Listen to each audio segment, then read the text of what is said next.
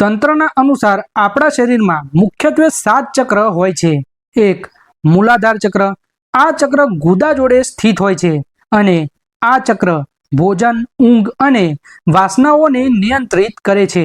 Number 2 પર આવે છે સ્વાદિષ્ઠાન ચક્ર, આ ચક્ર નાભીના થોડા નીચેના ભાગમાં હોય છે અને આપણા અંદરના ડર અને અસુરક્ષિતતાની ભાવનાઓને સંચાલિત કરે છે। નંબર 3 પર આવે છે મણિપુર ચક્ર, આ ચક્ર નાભી ઉપર સ્થિત હોય છે અને આ ચક્ર આપણને લક્ષ્ય પર ટકેલા રહેવા માટેની શક્તિ આપે છે અને જ્યારે પણ આ ચક્ર સક્રિય થાય છે તો માણસ પોતાની ઈચ્છાઓને પામવા માટે પ્રેરિત થાય છે।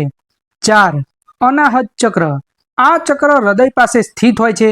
આ પ્રેમ, કરુણા અને આનંદનું ચક્ર છે। જ્યારે આ ચક્ર સક્રિય થાય છે ત્યારે માણસને સાચા પ્રેમ અને શાંતિની અનુભૂતિ થાય છે।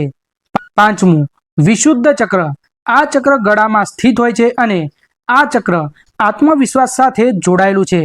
6 ચક્ર આજ્ઞા ચક્ર, આ ચક્ર બંને ભાવો વચ્ચે પ્રકૃતિમાં સ્થિત હોય છે અને આ ચક્ર અંતરદૃષ્ટિ અને બુદ્ધિમત્તાનું કેન્દ્ર હોય છે અને આ ચક્રથી ત્રીજી આંખની અનુભૂતિ થાય છે।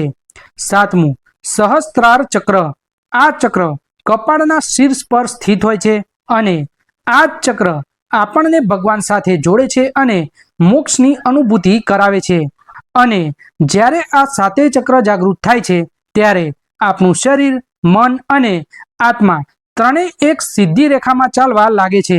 મિત્રો, આવા જ રોચક વિડીયો જોવા માટે અમારા પેજને ફોલો કરો અને અમારી ચેનલને સબસ્ક્રાઇબ અચૂકથી કરજો। ધન્યવાદ।